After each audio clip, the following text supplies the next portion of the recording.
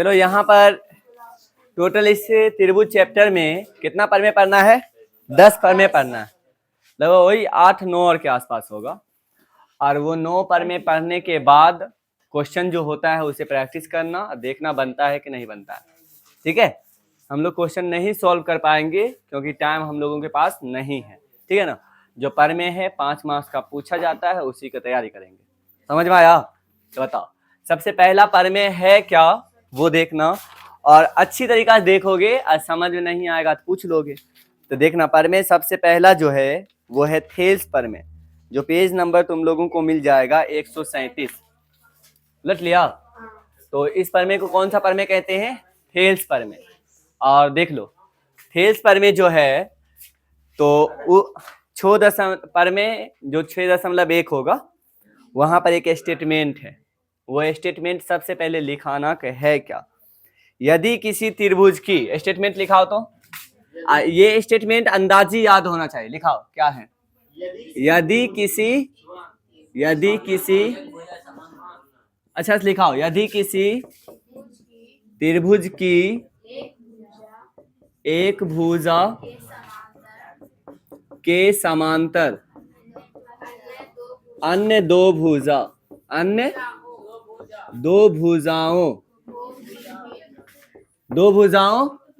को भिन्न भिन्न बिंदुओं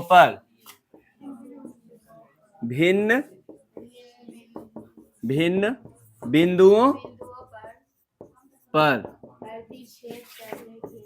प्रतिच्छेद करने के लिए एक रेखा खींची जाए तो यह अन्य दो भुजाओं को एक ही अनुपात में विभाजित करती है। ये रहा प्रमेय। ठीक है, इसे हमें प्रूव करके दिखाना है। और ये याद रखो कि क्वेश्चन भी इसी में है और आंसर भी इसी में है।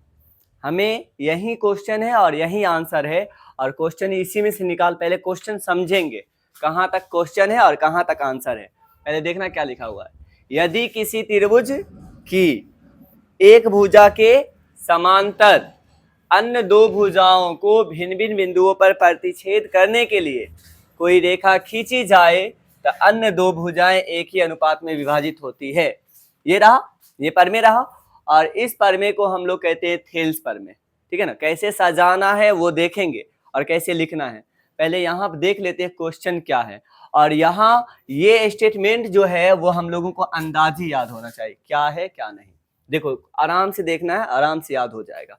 बताओ क्या बोला गया है? यदि किसी त्रिभुज की, यहां तक देखो क्या लिखा हुआ है, यदि किसी त्रिभुज की, तो त्रिभुज खींच लो। चलो हम लोग त्रिभुज खींच लिए, कोई दिक्कत भी है? यदि किसी त्रिभुज की, त्रिभुज खींच भी लिए और इसका नाम दे दो, नाम कुछ भी रख सकते हैं। चलो इसका नाम रख देते हैं A, B और C। हो गया? यदि किसी त्रिभुज की, अब देखो एक भुजा के समांतर, कोई एक भुजा, त्रिभुज में कितने भुजा होते हैं? 3। और एक भुजा के समांतर बताना, ये है ना भुजा, एक भुजा, दो भुजा, 3 भुजा। किसी भी एक भुजा के समांतर खींचना है। या तो हम ऐसे खींच ले तो इस भुजा के समांतर हो गया, या तो हम ऐसे खींच ले तो इस भुजा के ये समांतर हो गया, या तो हम ऐसे खींच ले तो इस भुजा का समांतर हो गया। समझ में आ रहा है? देखना है फिर से। यदि किसी त्रिभुज की एक भुजा के समांतर, तो बताओ ये वाला जो भुजा है इसके समांतर है या नहीं है? अगर ऐसे नहीं खींचे तो ऐसे तो खींच सकते हैं, इसके समांतर है या नहीं है? और इसके समांतर है या नहीं है? तो किसी भी एक भुजा के समांतर हम लोगों को खींचना है, तो चाहे जिसके समांतर खींच ले। तो हमें यहाँ बोला गया है यदि किसी त्रिभुज की एक भुजा के समांतर, चलो ये त्रिभुज A, B और C रहा। फिर से देखना है, यदि किसी त्रिभुज की एक भुजा के समांतर, चलो एक भुजा के समांतर, अगर एक भुजा के समांतर खींच रहे हैं तो दो भुजा और बच जाता है ना। अन्य दो भुजाओं को भिन्न भिन्न बिंदुओं पर प्रतिच्छेद करने के लिए एक रेखा खींची जाए तो अन्य दो भुजाएं जो बचती हैं वो दो जगह कटेगा। ठीक है, अगर एक भुजा समांतर खींचते हैं तो देखो एक जगह यहाँ पे कटा और एक जगह यहाँ पे कटा, कोई दिक्कत भी है? तो अन्य दो भुजाओं को दो भिन्न भिन्न बिंदुओं पर प्रतिच्छेद करने के लिए एक रेखा खींची जाए, है ना। टाइम से आने की कोशिश करो। अगर अन्य दो भुजाओं को दो भिन्न बिंदुओं पर प्रतिच्छेद करने के लिए एक रेखा खींची जाए तो बताओ, ये बिंदु का नाम दे देते हैं, इसका नाम क्या रखना चाहते हैं? एम और एन, कुछ भी रख सकते हैं, चलो रख भी दिए, ठीक है ना।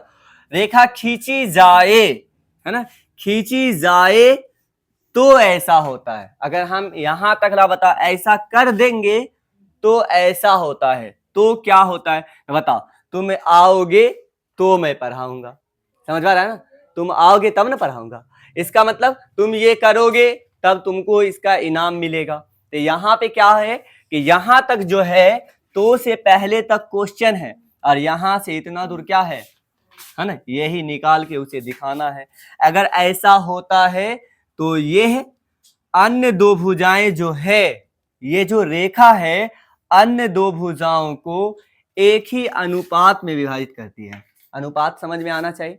यहाँ पे अनुपात क्या होता है? जैसे एक ही अनुपात में विभाजित होती है, जैसे देखना ए और एम, ए एम बटा और यह क्या है एम और बी, एम बी बराबर होगा, उस सेट करना है ए एन बटा एन सी, ये बराबर होगा। तो यही रहा क्वेश्चन हम लोगों का। बताओ यहां तक ला क्या बोला गया है? अगर समांतर खींचेंगे तो एक ही अनुपात में होगा, तो इसी को हम लोग कहते हैं थेल्स प्रमेय। अंदाजी याद हुआ? क्या बोलेंगे? यदि किसी त्रिभुज की एक भुजा के समांतर अन्य दो भुजाओं को दो अलग अलग जगहों पर काटने के लिए एक रेखा खींची जाए तो अन्य दो भुजाएं जो कटा है वो एक ही अनुपात में विभाजित होती है। ये कौन सा प्रमेय रहा? थेल्स प्रमेय। और इसे लिखेंगे कैसे? तो यहां देखना है, इसे लिखें सजाना कैसे हम लोगों को वो देखना था। ये हम लोगों का क्वेश्चन रहा, इसी को हम लोग लिखेंगे। अगर हमसे पूछा जाएगा थेल्स प्रमेय को लिखें 5 मार्क्स का, या ये दिया रहे तो हम लोगों को सजाना कैसे वो देखना है। तो इस प्रमेय को कौन सा प्रमेय कहते हैं? थेल्स प्रमेय। और ये थेल्स ही दिया है। थेल्स किसका नाम है? एक अच्छा खासा मैथ के जानकार था, उसका नाम है, वो दिया है, ठीक है। तो यहाँ देखना हम लोग को उस तरह से यहाँ पर एक पॉइंट बनाना है और लिखना है थेल्स प्रमेय, थेल्स प्रमेय, और इसे बोल्ड कर देना है थोड़ा सा। अब थेल्स प्रमेय लिखना है कि थेल्स बताया क्या था, ठीक है ना। बना है, क्या बताया था? यदि किसी त्रिभुज की किसी त्रिभुज की, देखना यहां त्रिभुज खींच लिए, कोई दिक्कत भी है? यदि किसी त्रिभुज की एक भुजा के समांतर, एक भुजा के समांतर, एक भुजा के समांतर अन्य दो भुजाओं को दो भिन्न भिन्न बिंदुओं पर काटने के लिए, अन्य दो भुजाओं को दो, है ना, अन्य दो भुजाओं को दो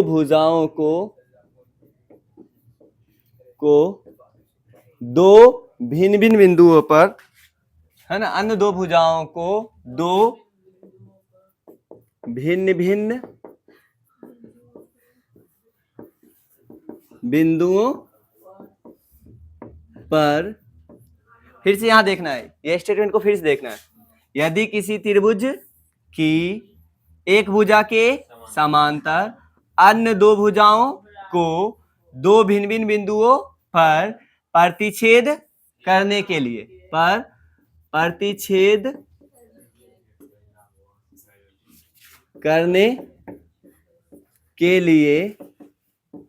करने के लिए एक रेखा खींची जाए,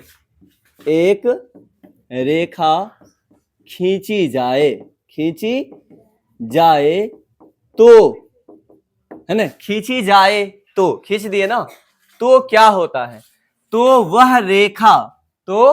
वह रेखा जो है अन्य दो भुजाओं को एक ही अनुपात में विभाजित करती है। समझ आ रहा है ना? तो वो रेखा उन भुजाओं को एक ही अनुपात में विभाजित करती है, लिख सकते हैं ना?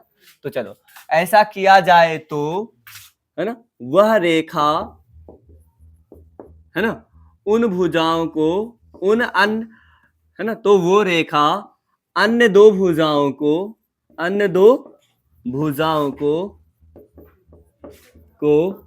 एक ही अनुपात में विभाजित करती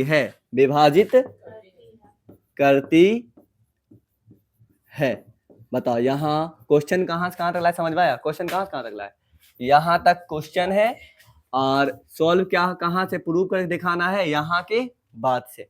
तो बताओ ये यहाँ जैसे बोला गया वही ना है, तो बताओ ये स्टेटमेंट याद उससे मत करना, यहाँ फिगर से करोगे। देखो कैसे करेंगे। यदि किसी त्रिभुज की एक भुजा के समांतर अन्य दो भुजाओं को दो भिन्न भिन्न बिंदुओं पर प्रतिच्छेद करने के लिए एक रेखा खींची जाए, तो वह रेखा अन्य दो भुजाओं को एक ही अनुपात में विभाजित करती है। एक ही अनुपात में या समान अनुपात में, बात तो वही ना है ना? एक ही अनुपात में विभाजित करती है, और जरूरी नहीं है किताब में जैसे लिखा हुआ है वही लिखे, ठीक है?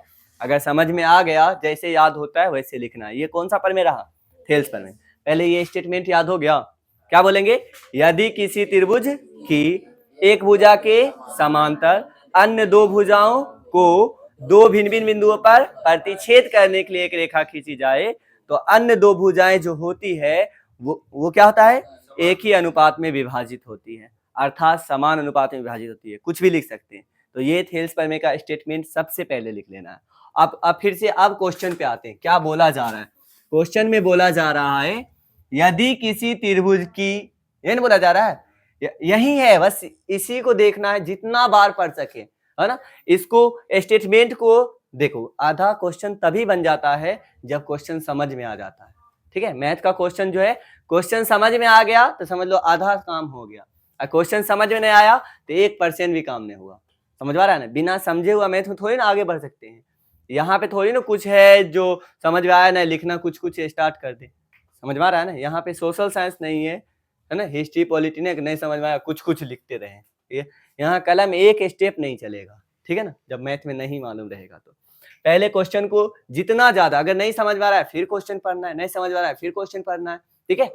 तो यदि किसी त्रिभुज की, यहाँ बोल रहा है किसी त्रिभुज की, तो हमें त्रिभुज दे के रखे हुआ है, नहीं दे के रखे हुआ है तो हमें मानना पड़ेगा। चलो ये जैसे जैसे बोल रहा है वैसे वैसे मानते हैं। चलो माना कि एक त्रिभुज खींच लेते हैं, क्या करते हैं अब, है ना? माना कि एक त्रिभुज हिंदी में भी लिख सकते हैं, माना कि एक त्रिभुज ABC खींचा। बताओ मान के क्या कर लेते हैं? खींच ले। तो चलो अब एक त्रिभुज को यहाँ पर हम लोग खींच भी लेते हैं, अब थोड़ा समझ में भी आएगा, ठीक है? A, B और C, कोई दिक्कत तो नहीं है? माना कि एक त्रिभुज ABC खींचा। चलो यहाँ देखते हैं, यदि किसी त्रिभुज की, आप त्रिभुज हमारे पास आ गया, एक भुजा के समांतर, तो एक भुजा के समांतर, इसके समांतर यहाँ पर वो खींच भी देते हैं, है ना? खींच के इसका नाम भी देते हैं, एक रेखा है MN का, क्या है? समांतर है, BC के समांतर MN खींचा। समांतर अन्य दो भुजाओं को दो भिन्न भिन्न बिंदुओं पर, यहाँ पर, ठीक है, प्रतिच्छेद करने के लिए एक रेखा खींची जाए। बताओ सब काम कर लिए? अब बताना, तो वह रेखा अन्य दो भुजाओं को एक ही अनुपात में विभाजित करती है। ये तो रहा स्टेटमेंट में, लेकिन हम लोग जानते हैं कि हम लोग का बनाने का तरीका क्या है? स्टेटमेंट को सबसे पहले दिया है करके लिख लेते हैं, तो पहले क्वेश्चन को अच्छी तरीका से लिख लेते हैं, ठीक है? तो बताना, यहाँ पे हम लिख सकते हैं कि दिया है, ये लिखेंगे, क्या लिखेंगे? दिया है कि MN जो है वो समांतर है। किसके समांतर है? तो BC के समांतर। ये समांतर, ये चिन्ह को हम क्या कहते हैं? समांतर। MN जो है समांतर है, किसके समांतर है? BC का। चलो समांतर खींचे हैं, इसीलिए तो अन्य दो भुजाएं एक ही अनुपात में विभाजित होती है। AB बटा नहीं AM बटा MB। समझ में आ रहा है ना? तो यहां पर लिख दे सिद्ध करना है, सिद्ध करना है। अब बताना सिद्ध क्या करना है। तो AM जो है AM बटा MB बराबर होगा AN बटा NC। क्या यहां तक कोई दिक्कत भी है? अभी क्वेश्चन बताना, ये दिया हुआ है, ये प्रूव करना। अब क्वेश्चन समझ में आया? फिर से स्टेटमेंट देखना, थेल्स प्रमेय में क्या लिखना है। यदि किसी त्रिभुज की एक भुजा के समांतर अन्य दो भुजाओं को दो अलग अलग जगहों पे काटने के लिए एक रेखा खींची जाए तो अन्य दो भुजाएं एक ही अनुपात में विभाजित होती है। फिर क्या करेंगे, हमें त्रिभुज दे के नहीं रखे हुआ था, इसलिए बोलेंगे अब माना कि एक त्रिभुज PQR ABC MNO जो खींचना है, कोई भी नाम का एक त्रिभुज खींच लेना है। ये जरूरी नहीं कि हम इसको रटेंगे ABC खींचे, ऐसा जरूरी नहीं है। कोई भी नाम से खींच सकते हैं, जो मर्जी है ना। त्रिभुज का नाम रखने को कोई भी नाम रख सकते हैं। तो माना कि एक त्रिभुज ABC खींच लिया, अब दिया है उसमें एक समांतर जो खींचे उसका भी नाम रख दिए, MN समांतर है BC का, और सिद्ध करके हमें दिखाना है कि AM बटा MB बराबर होगा AN बटा NC। क्या समझ में आ रहा है ना? अब यहां देखना है, इतना तो हो गया। क्या अभी तक लग रहा है कि हम लोग बनाए हैं? अभी तक नहीं बनाए, नहीं बनाए। अब चलो, अब पूरा एम लेंगे, हमें लाना क्या है। तो बोलना है सर हमें तो लाना है AM। पहले क्या लाना है? AM। AM है कहाँ? यहां देखना है AM, ये रहा AM, है या नहीं? यही ना AM है। अब AM कब आएगा, है ना? तो जब ऐसा कोई फॉर्मूला और बताओ जिसमें AM आ सकता है। तो हम जानते हैं, अगर ऐसे कल जो पिछला में बताए थे, कल बताए थे ना, त्रिभुज में कितने कोण? 3 कोण। कितने शीर्ष? 3 शीर्ष। कितने भुजा? 3 भुजा। त्रिभुज के तीनों कोणों का योग 180 डिग्री। क्षेत्रफल क्या था? परिमाप क्या था? A plus B plus C।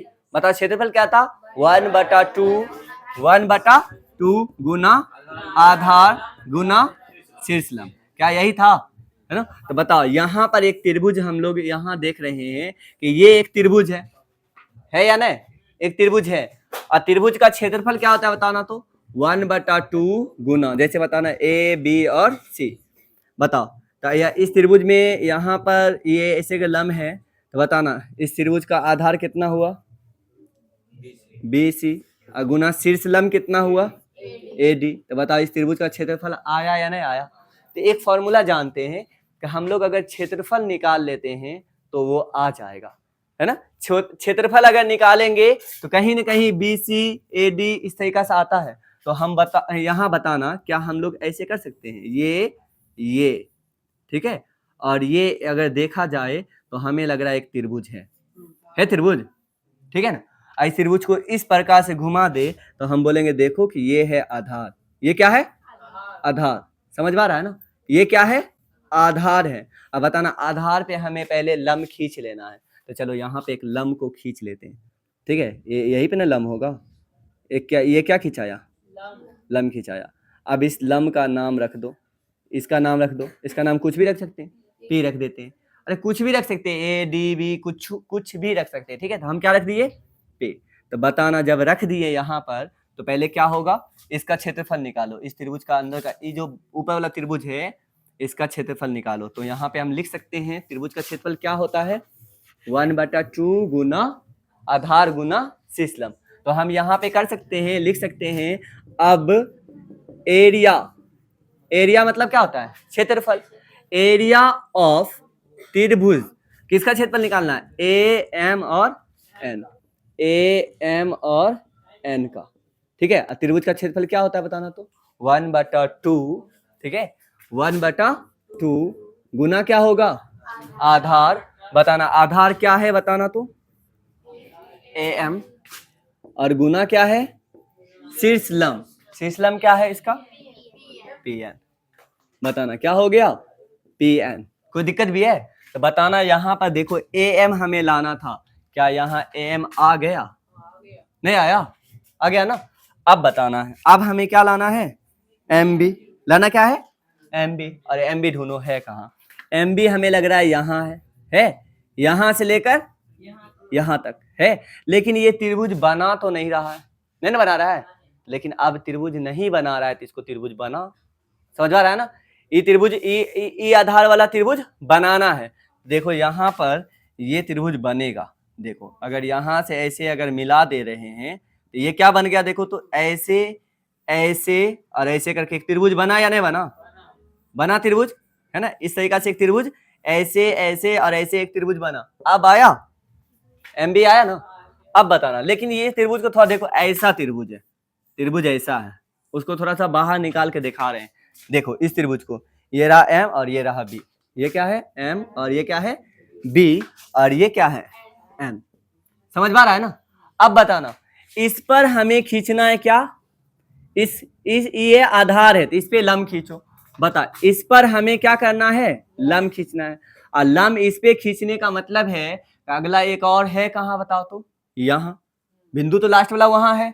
और लंब खींचने का मतलब बताओ, इस बार ऐसे लंब खींचेंगे तो 90 डिग्री खिंचाएगा नहीं, तो इसका जो लंब होने वाला है इसको आगे बढ़ाएंगे और यहाँ पे इसकी ऊंचाई इतना है, इतना ही ऊंचाई है, तो इसका लंब बाहर है या अंदर, त्रिभुज के बाहर लंब। अरे लंब मतलब क्या होता है, कितना ऊंचाई है ये बताओ। तो यहाँ पे ऊंचाई ऐसे करके ऊंचाई बताएंगे, ऐसे इतना ऊंचा है, अगर हम इसको लेके कहीं रखने जाएंगे तो इतना ऊंचा जगह लेगा, तो इसको आगे की ओर बढ़ा लेंगे और यहाँ पे ऐसे खींच लिए तो ये लंब हो गया। तो सेम जैसे यहाँ बाहर लंब हुआ, तो बताना इस त्रिभुज का लंब देखो तो कहाँ लग रहा है, हमें लग रहा है इस त्रिभुज का लंब, इसको आगे की ओर बढ़ाए और ये कोना से ऐसे खींच दिए तो लंब तो वही हो गया, नहीं हो गया। बता पी एन क्या हो गया, लंब हो गया।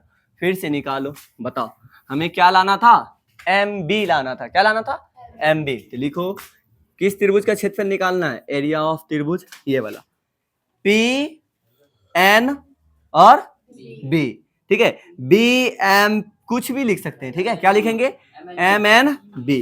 तो एम एन बी बताना इसका फॉर्मूला क्या होगा, 1/2 गुना क्या होगा आधार, बताना इसका आधार कितना है बताओ तो एम बी, और गुना क्या होगा शीर्ष लंब, शीर्ष लंब कितना है बताना तो ये देखो ये क्या है, इसका लंब ये हुआ पी एन, बताना ये हो गया पी एन, कोई दिक्कत भी है।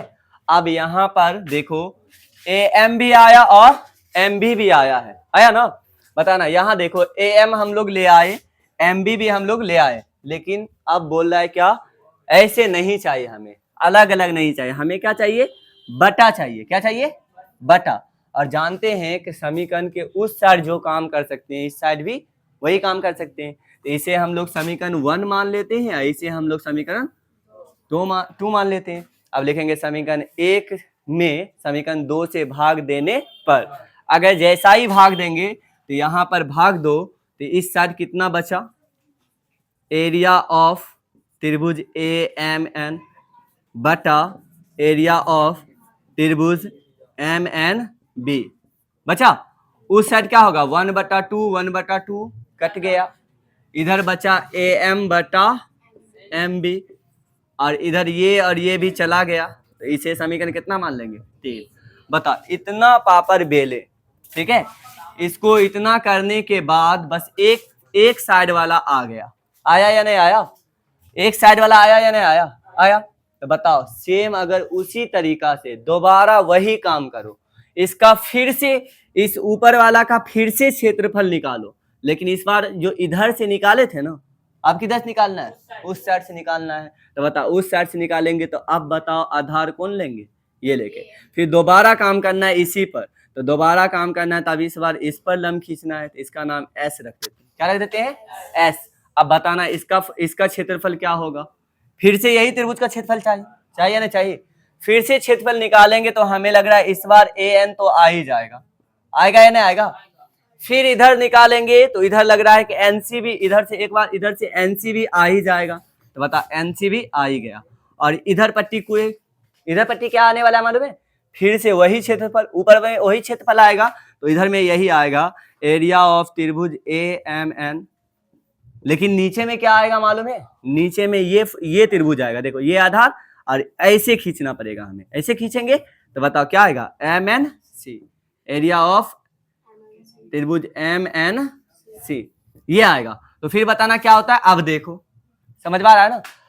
ये बोलेगा कि हम देखो उसके बराबर हैं, यहां ये बोलेगा कि हम उसके बराबर है। समझ में आ रहा है ना, दोनों एक दूसरे क्या है, बराबर। अगर यहाँ पे चौथा मान ले तो, अभी क्वेश्चन को बना नहीं रहे, सिर्फ समझा रहे हैं। समझ में आ जाएगा तो लिखते लेवन करेंगे। हमें लग रहा है देखो बस उसके बाद बनने ही वाला है, प्रूव ही होने वाला है, और ये डिफिकल्ट नहीं। ये समझ में आया। अब यहाँ पे देखना, सुनो, ये हमें लग रहा है कि ऊपर में बताओ क्या है, ऊपर में एरिया ऑफ त्रिभुज ए एम एन, और इसके भी ऊपर में क्या है, एरिया ऑफ त्रिभुज एम एन। वहां तक सही मिला, ठीक है। देखो यहां पर जैसे मान लो कि यहां पर बात होगी, बता यहां पर एक बंदा है, ई किसी को बोलेगा अगला को, जानते हो मेरा जितना हाइट है तुम्हारा उतना ही हाइट है, ठीक है। कौन बंदा बोलेगा, ये उसको बोलेगा कि मेरा जितना हाइट है तुम्हारा भी उतना ही हाइट है। समझ में आ रहा है ना। अब फिर यही बंदा दूसरे जगह जाएगा, और दूसरे जगह जाके एक और को बोल दिया, क्या बोला जानते हो, बोलेगा दूसरा लड़का या लड़की जाके बोल दिया, जानते हो मेरा जितना हाइट है तुम्हारा भी उतना ही हाइट है। समझ आ रहा है ना।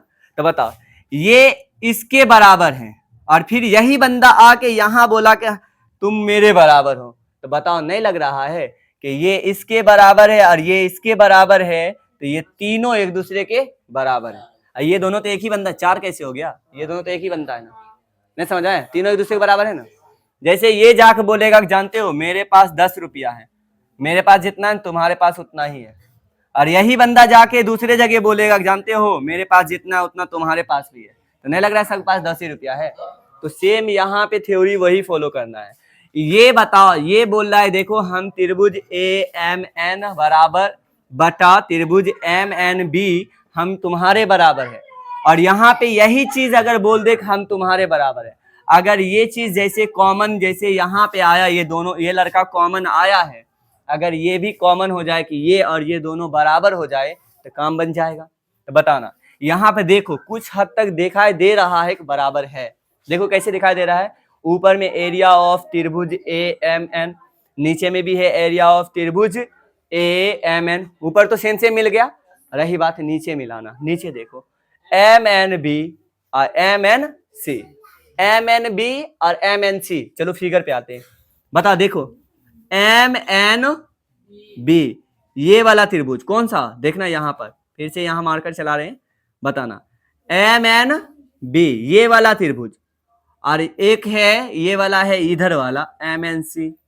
समझ पा रहा है ये। अब यहाँ पे थोड़ा सा गौर करना, अगर दो समांतर रेखा हो, ठीक है, और उसका आधार एक ही ले लो और उससे कहीं पर भी त्रिभुज बना लो, ये त्रिभुज हुआ ना, फिर इसको यहां पे से ऐसे बना लो या यहां पे से कैसे भी क्यों ना बना लो, लेकिन इस बार देखो इसका आधार यही है, ये जितना बड़ा है उतना ही बड़ा है, कितना ही क्यों ना बना लो उसका क्षेत्रफल क्या होता है मालूम है, बराबर होता है। समझ आ रहा है। अगर दो समांतर रेखा के बीच में अगर त्रिभुज जो है, ठीक है, एक त्रिभुज कितना ही त्रिभुज क्यों ना खींचा जाए, लेकिन आधार अगर एक ही हो तो उसका क्षेत्रफल क्या होता है, बराबर होता है। तो यहां बताना, देखो तो यहां देखना गौर से, बता ये और ये और ये, समझ में आ रहा है ना। तो इसको देखो तो ये एम एन है या नहीं है, इसमें देखो ये और ये और ये, इसमें भी एम एन है या नहीं है। तो बता इसका ई वाला का एरिया, ई वाला का एरिया और ये वाला का एरिया बराबर होगा या नहीं होगा, इसीलिए दोनों क्या होगा, बराबर। मतलब ये जितना है ये भी उतना ही है, ऊपर जितना है वो तो साफ मिल रहा है। तो बता ये वाला और ये वाला दोनों एक हुआ या नहीं हुआ। तो यहाँ देखना ये बोल रहा है कि मैं तुम्हारे बराबर हूँ, और ये यही बंदा यहाँ भी है या नहीं है, और यहाँ आके बोल रहा है कि मैं तुम्हारे बराबर हूँ। तो बता एम एन जो है, एम एन नहीं यहाँ पर देखना, तो बता ये भी दोनों एक दूसरे में बराबर होगा या नहीं होगा। तो यहाँ पर हम बोल सकते हैं कि ए एम बटा एम बी बराबर है ए एन बटा एन सी, और ये हो गया प्रूव्ड। समझ आया। इतना अगर कर दोगे तो 5 मार्क्स मिल जाएगा, ठीक है। और ऐसा ही करके तुम्हें बस 8 से 9 याद करना है, 5 मार्क्स फिक्स हो जाएगा। समझ आ रहा है ना, डिफिकल्ट नहीं है, बहुत इजी है। तो इतना कहने के बाद समझ में आया कैसे बनेगा, है ना। और इसे रटना नहीं है, ये कुछ रटने वाला लग रहा है, रटने वाला जहां तक हो समझने वाला है। स्टेटमेंट भी कुछ याद करने वाला ज्यादा डिफिकल्ट नहीं है। हम लोग भी जिस समय पढ़ते थे, ठीक है, तो बहुत बच्चा जो हम लोग को दोस्त लोग था, देखे रट रहा है त्रिभुजय में बराबर इतना, ये वो, समझ आ रहा है ना, बहुत, और फिर भूल जाता था। इसलिए इसे रटना नहीं है, ठीक है, और बहुत डिफिकल्ट लगने लगता है, तो इसमें थोड़ा नागा नहीं करना, ठीक है। नागा करोगे तो फिर समझ में नहीं आएगा। तो इसे बताओ, फिर से मिटाते हैं, फिर से स्टेटमेंट लिखेंगे, और फिर से जैसे बनता है उस तरीका से बनाएंगे। समझ में आया? हो जाएगा ना? चलो, तो इसे अच्छी तरीका से फिर से देखोगे, और ये थोड़ा सा टाइम लगेगा त्रिभुज में।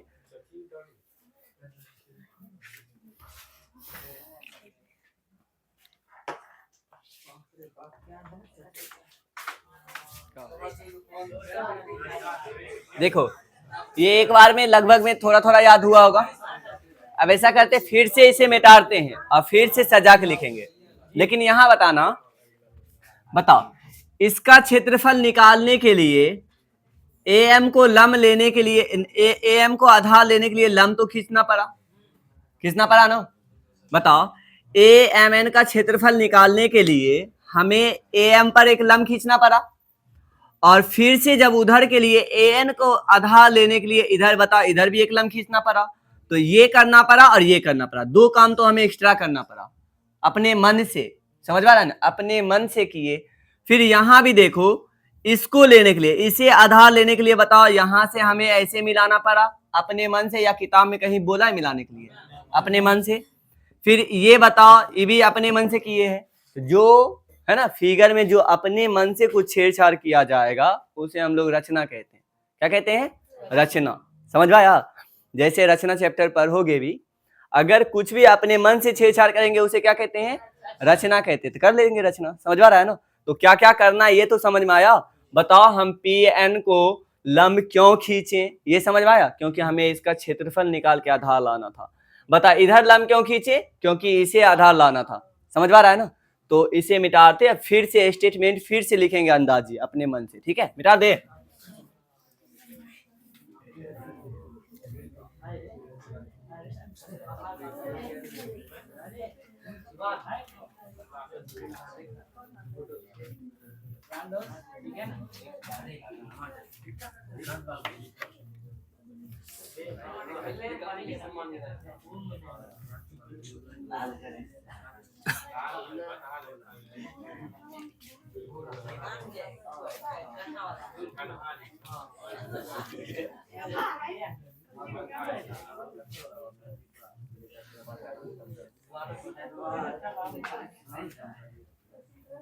चलो मिटा दिए।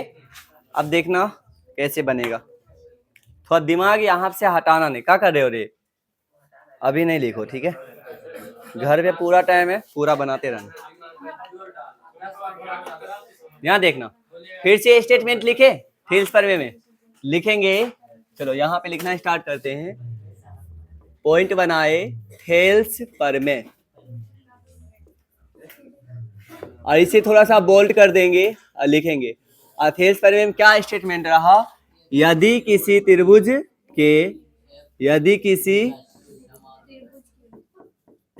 के एक भुजा के समांतर, एक भुजा के समांतर अन्य दो भुजाओं को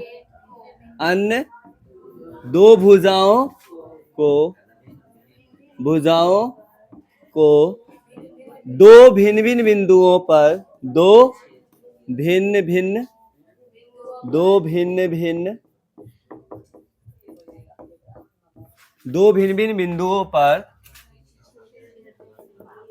बिंदुओं पर प्रतिच्छेद करने के लिए एक रेखा खींची जाए। हो गया ना? ये इतना तक क्वेश्चन हुआ। तो वह रेखा अन्य दो भुजाओं को एक ही अनुपात में विभाजित करती है। एक ही अनुपात में विभाजित करती है। क्या ये समझ में आया? हो गया, ये स्टेटमेंट लिखा गया। अब बताओ, यदि किसी त्रिभुज की एक भुजा के समांतर, तो बताओ त्रिभुज तो नहीं देखे हैं, तो पहले क्या करेंगे? त्रिभुज मान लेंगे। देखो मेरे पास जगह नहीं रहेगा, इसलिए इसे दो पेज बना लेते ताकि थोड़ा सा जगह रह जाए, तो उधर लिखा जाता है। ठीक है, तो 2 पेज नहीं बना इसका। अब ठीक है, माना कि एक त्रिभुज ABC खींचा, कोई दिक्कत भी है? खींच ले। चलो यहां पर त्रिभुज खींच लेते हैं ABC। हो गया। अब बताओ, इसका नाम देते हैं A, B और C। इतना हो गया। तो चलो अब बताओ, तो यदि किसी त्रिभुज की, इतना तक आ गया, एक भुजा के समांतर दो भुजा काटने के लिए, चलो ये हो गया, एक भुजा के समांतर अन्य दो भुजाओं को दो अलग अलग जगह पे, है ना, प्रतिच्छेद करने के लिए एक रेखा खींची जाए। चलो इतना तो कर लिया हम लोग। तो बता, ये वाला और इसके क्या है? समांतर है, यही ना है? समझ में आ रहा है? दो, तब तो क्या आता है? वो रेखा एक ही, तो वो रेखा अन्य दो भुजाओं को एक ही अनुपात में विभाजित करती है। अब यहाँ पे लिखते हैं, क्या लिखते हैं हम लोग? बताओ तो, दिया है, यही ना लिखते हैं। तो बताओ क्या दिया हुआ है? बोलेंगे कि MN जो है, MN समांतर है किसके? BC का समांतर है। अब सिद्ध क्या करना है बताओ तो? सिद्ध करना है ना, कि AM जो है MB, AM बटा MB बराबर होगा AN बटा N और C। क्या क्वेश्चन समझ में आया? अब क्या करना है हमें मालूम है? रचना करना है। तो रचना पे अभी कर लेते हैं। बताओ, तो लिखे अब रचना अपने मन से न करते हैं, तो लिखेंगे भी अपने मन से। ठीक है, तो बताना, देखो कैसे लिखेंगे। देखो क्या किए, AM पर देखो ये क्या खींचे? AM पर एक लंब खींचे। फिर बताना, AN पे भी एक क्या खींचे? एक लंब खींचे। इसका नाम P और इसका नाम S। हो गया। फिर क्या किया बताओ तो? M को क्या किए? C से मिलाए, और N को क्या किए? B से मिलाए। हो गया। रचना डॉट डॉट लाइन में किया जाता है। लिख दें, लिखेंगे। देखो यहाँ पर PN जो है, PN, ये रहा PN, एक लंब खींचे, लंब का निशान ऐसे देंगे। ठीक है, और किस पर खींचे बताओ तो? AM पर खींचे। तथा एक और काम किए हैं, क्या किए हैं? SM एक लंब खींचे, किस पर? AN पर, है ना, AN पर। क्या हुआ? यही तो किए, SM लंब खींचे AN पर। हो गया। चलो ये एक काम किए लंब वाला, और किसी को मिलाए भी है, M को C से तथा N को B से। M को C से तथा N को B से मिलाया। क्या किए? मिलाया। बताओ समझ में आया? अब बताओ, अब यहां तक जब कर लोगे, अब बनाना स्टार्ट करेंगे। बताओ किसका क्षेत्रफल निकालना चाहते हो? सबसे पहले हमें चाहिए क्या बताओ तो? AM चाहिए। तो AM यहाँ पर है, AM है, AM।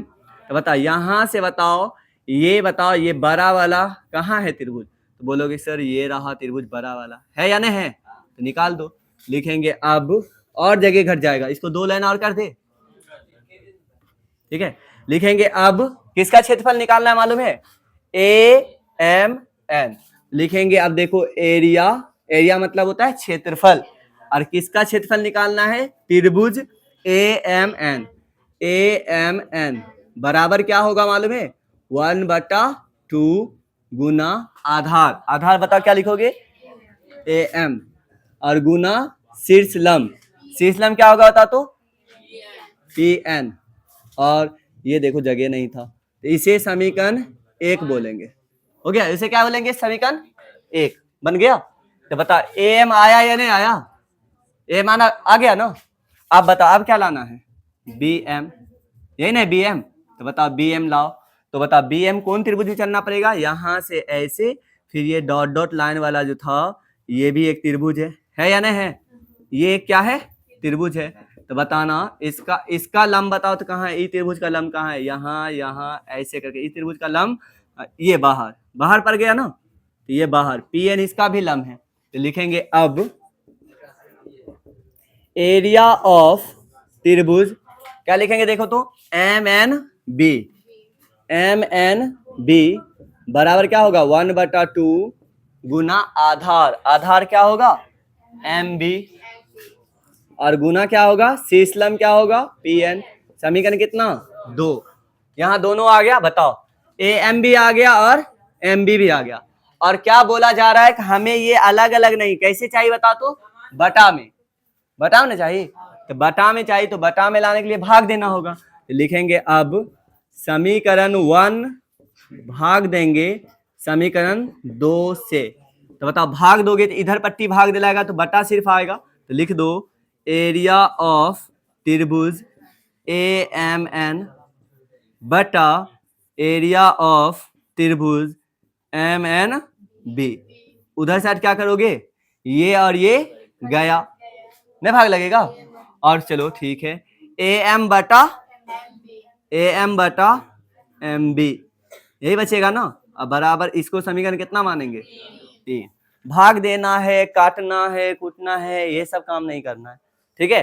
काटेंगे तो फिर और क्या हो जाएगा बताओ कॉपी गंदा लगने लगेगा। तो काटना कुटना और नहीं है और कॉपी में तो जगह बहुत रहेगा है ना तो आराम से बन जाएगा। यहाँ बोर्ड पे जगह नहीं बन पा रहा है तो बता। तो एक साइड से हम चल लिए ना इस साइड से सेम उधर से चलना है तो सेम उधर चलना है तो क्या बोलते हैं दोबारा चलेंगे। तो हम लोग लिख देते हैं पुनः। पुनः मतलब क्या हो गया दोबारा। पुनः निकालना है किसका क्षेत्रफल पुनः दोबारा इसी का क्षेत्रफल निकालना है बड़का वाला का। तो लिखो क्या लिखोगे एरिया ऑफ त्रिभुज ए एम एन बराबर 1/2 गुना आधार। इस बार आधार किसको लेंगे ए एन और गुना शीर्ष लंब। इस बार इस पर लंब क्या होगा एस एम और इसे समीकरण कितना 4। बहुत अच्छा। अब बता अब इसे लेना है देखो इसे यही लेना है। तो ये देखो यहां से ऐसे करके एक बनता है बना एक त्रिभुज ऐसे करके बना ये। तो बता इसका जो आधा लंब होगा ये होगा एस एम ही होगा। तो लिखेंगे अब एरिया ऑफ त्रिभुज क्या लिखेंगे एम एन सी बराबर 1/2 गुना आधार। आधार बताओ तो क्या है आधार लिखेंगे एन सी गुना शीर्षलंब क्या है एस एम। समीकरण कितना है 5। बताइए ऐसे चाहिए या बटा में चाहिए बटा में। तो लिखो अब समीकरण कितना 4 में समीकरण से कितना भाग देना है 5 से। समीकरण 4 भागा 5 से ठीक है। अब बताओ 4 भागा 5 से करोगे तो यहाँ पे क्या आ जाएगा बटा आएगा। तो लिख दो यहाँ पर लिखेंगे एरिया ठीक है एरिया ऑफ त्रिभुज कहाँ गया छवि ठीक से रहो ठीक है उन्हें तो मार खा जाओगे। एरिया ऑफ त्रिभुज है ना ए एम एन बटा इधर क्या होगा M N C area of त्रिभुज ठीक है एम एन सी हो गया ना। बताओ उधर एम एन बी इधर एम एन सी। इस साइड 1/2 कट जाएगा इधर ए एन बटा एन सी इधर बचेगा ए एन बटा एन सी और इधर बता एस एम भी कट ही जाएगा। समझ में आ गया। अब यहाँ पे देखो गौर से इसे समीकरण कितना बोल देंगे 6 हो गया ना। अब यहाँ पे क्या हो रहा है अब 3 और 6 को गौर से देखो 3 और 6 को 3 में देख रहे हैं यहाँ पे ये बोल रहा है क्या ये बोल रहा है कि देखो मैं तुम्हारे बराबर हूं। समझ में आ रहा है ना। और यहाँ पे ये बोल रहा है कि मैं तुम्हारे बराबर हूं। समझ में आ रहा है ना। अगर सोचो अभी तुरंत यहाँ पे स्टोरी बताए अगर बताओ ये बंदा इसको बोला जानते हो मेरा हाइट जितना है तुम्हारा हाइट उतना ही है और यही बंदा जाके दूसरे जगह बोल दे दूसरे को जानते हो मेरे हाइट जितना है तुम्हारा हाइट भी उतना ही है। तो ये बंदा इसके बराबर यही बंदा यहाँ आके बोल रहा है दूसरे को तो ये दोनों तो एक ही बंदा है। ये बोला मेरे पास 10 रुपया है तो तुम्हारे पास भी 10 रुपया है और यहाँ बंदा यही बंदा आके इसको बोला तो मेरे पास जितना उतना तुम्हारे पास है। लग रहा है तीनों के बराबर होगा ना। तो यहाँ पे देखो तो हम बोल सकते हैं कि ये बंदा ये दोनों एक ही बंदा था तो ये इसके बराबर है और यही इसके बराबर थी ये भी दोनों तो एक दूसरे से बराबर होगा ना। सेम यहाँ पे वही देखना है। यहाँ देखो क्या है, यहाँ पे ये बोल रहा है, इसको देखो गौर से, त्रिभुज, एरिया ऑफ त्रिभुज AMN, एरिया ऑफ त्रिभुज AMN, दोनों तो सेम है, अच्छी बात है, अभी तक तो मिल रहा है। नीचे देखना है MNB और यहाँ MNC। थोड़ा सा फिगर पे आओ, बता MNB मतलब ये त्रिभुज है और यहाँ पे MNC मतलब ये त्रिभुज, यही ना है। अब यहाँ पे देखो कि अगर इसको गौर से देखा जाए, ठीक है, दो समांतर रेखा है, अभी तुरंत बताए हैं, दो समांतर रेखा में अगर आधार एक ही हो और ये दोनों समांतर हो तो बताओ उसका क्षेत्रफल, ये किसी भी तरह से क्षेत्रफल निकालो। देखो ये एक त्रिभुज बना, इसका आधार यही है, ई त्रिभुज का जितना क्षेत्रफल होगा, जितना जगह छेकेगा, और यहाँ बताना ई भी उतने जगह छेकेगा, चाहे कितना ही पतला क्यों ना कर दो, ये भी उतना ही जगह खींचेगा, वो भी, ये भी इतना ही जगह खींचेगा।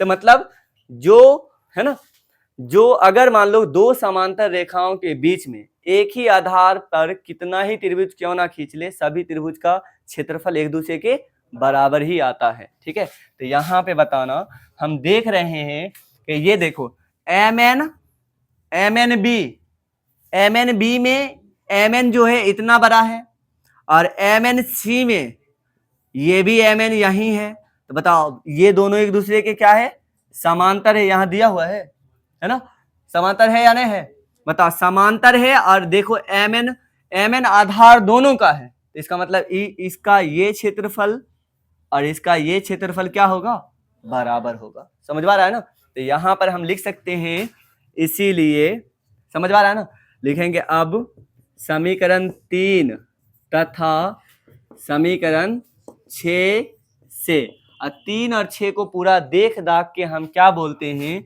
कि AM जो है बटा MB बराबर होगा AN बटा NC। हो गया भाई, लगा।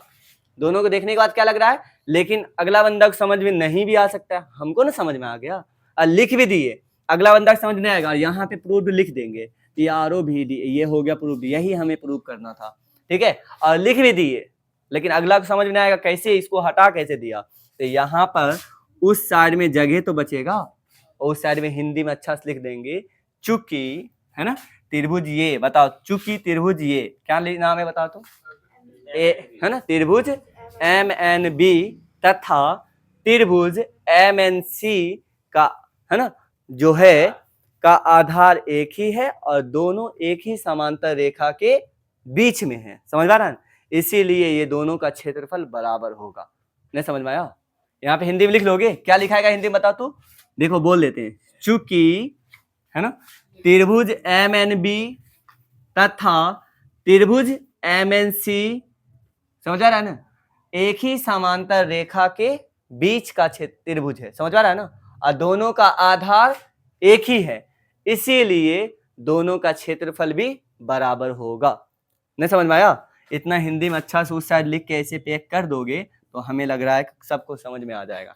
बता ये फिर से बताना होगा या याद हो गया, हो गया ना, ये डिफिकल्ट कहीं पे नहीं लग रहा है, स्टेटमेंट याद करना, यहाँ पे चलना है, तो ये बहुत अच्छा है। ये रहा थेल्स पर में, और बस सेम एक बार और ऐसा ही बनेगा, और उसे कहते हैं थेल्स का विलोम, जैसे अभी ये बना ना सेम वैसा ही बनेगा, वो थेल्स का विलोम होगा। चलो तो एक बार और ऐसा ही बनाना है, ही याद हो ही जाएगा अच्छी तरीका से, तो इसे प्रैक्टिस करके रखोगे, है ना। एक हो गया, अभी तुरंत थेल्स का विलोम भी बनाएंगे। चलो लिखो।